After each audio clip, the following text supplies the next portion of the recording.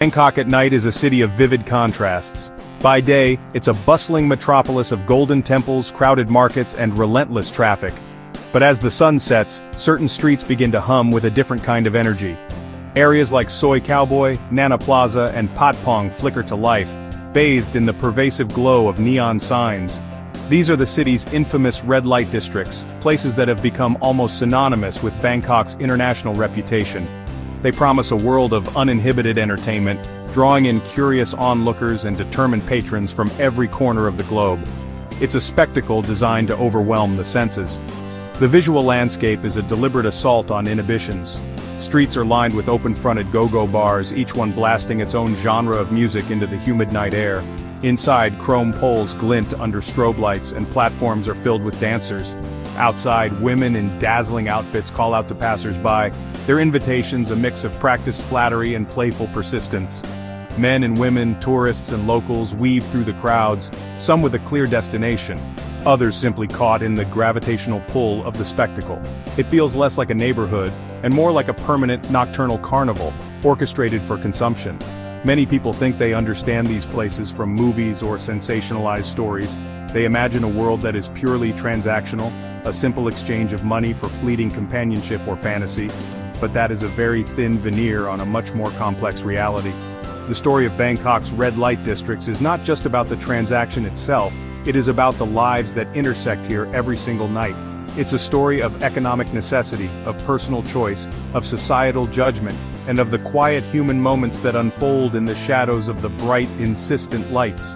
To truly comprehend these districts, one must look past the flashing signs and the loud music. One must try to understand the motivations and circumstances of everyone involved.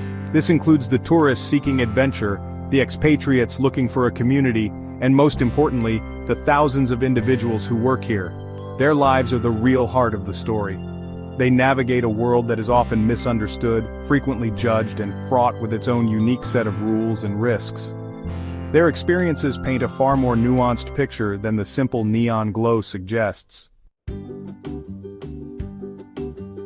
The clientele of Bangkok's red light areas is far more diverse than one might initially assume. There are, of course, the single male tourists, often referred to as sexpats, who are a visible and significant demographic. They come for reasons that are often straightforward, seeking experiences they believe are unavailable or less accessible back home. But alongside them are groups of curious backpackers, simply ticking off a notorious site from their travel itinerary. You see couples walking hand in hand, their expressions a mixture of amusement and bewilderment. There are also local Thai men, for whom these areas are just another nightlife option, albeit a more explicit one. The motivations for visiting are as varied as the visitors themselves. For some it is a lonely pilgrimage, a search for intimacy or a connection, however fleeting and commercialized it may be. They might feel alienated or unseen in their own societies and find a semblance of acceptance or admiration here.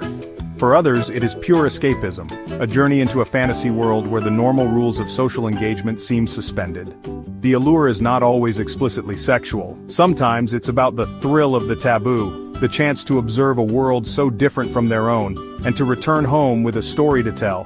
The workers who populate these bars and clubs are the engine of this entire economy. The overwhelming majority are women from Thailand's poorer rural regions, particularly from the northeast, known as Isan. They are often the primary breadwinners for their families back home, sending money to support parents, siblings, and their own children. For many, entering this line of work is not a career aspiration, but a pragmatic economic decision, seen as a faster way to escape poverty than working in a factory or a field. They are driven by a powerful sense of responsibility and familial duty. Their daily life is a routine of preparation and performance. The day might begin late, with hours spent on makeup, hair, and choosing an outfit for the evening. The work itself involves long hours of sitting, dancing, and engaging with customers, which requires immense physical and emotional stamina. It is a job that demands a constant performance of cheerfulness and desirability, regardless of how they might be feeling inside. While some form genuine, albeit temporary, connections with clients, for most, it remains a job, one with specific goals, like earning enough for a child's school fees, or saving up to open a small shop back in their village. Officially, prostitution is illegal in Thailand, This creates a strange and often contradictory relationship between the red light districts and the authorities. The laws are rarely enforced in a way that would shut these areas down. Instead, the police maintain a visible but largely passive presence. Their role seems less about upholding the letter of the law and more about maintaining order, preventing street crime, and ensuring the tourist-facing industry runs smoothly. This creates a system of tacit acceptance where the illegality exists on paper but is practically ignored on the street, as long as certain unspoken rules are followed. This official ambiguity leads to a complex system of informal payments and relationships. Bar owners often pay fines or protection money to local police to ensure they can operate without interference. This arrangement, while corrupt, provides a strange kind of stability to the industry. It means the authorities are aware of what is happening but choose to regulate it through unofficial channels, rather than through outright prohibition. For the workers, this means the police are not necessarily their allies. They exist in a legal gray area, making them vulnerable and often hesitant to report crimes or exploitation for fear of incriminating themselves. From a societal perspective, there is a deep-seated duality in how these districts are viewed. Internationally, they are a massive part of Thailand's tourism brand, contributing significantly to the economy. The government is aware of this, even if it doesn't officially acknowledge it. Locally, however, the view is more complicated. For many conservative Thais, the industry is a source of national shame, seen as a moral stain on the country's Buddhist values. Yet there is also a pragmatic acceptance that it provides an income for many impoverished families, embodying the concept of making merit by supporting one's relatives. This creates a culture of looking the other way. The industry is allowed to thrive in specific, contained zones, away from the main thoroughfares of daily life for most Bangkok residents. As long as it remains within these invisible walls, it is tolerated. The workers themselves often lead double lives. In Bangkok, they are bar girls or dancers. When they return to their home villages, they are simply devoted daughters who have been working in the city, with the specific nature of their work often left unspoken. This social contract allows families to accept the financial benefits without confronting the moral complexities.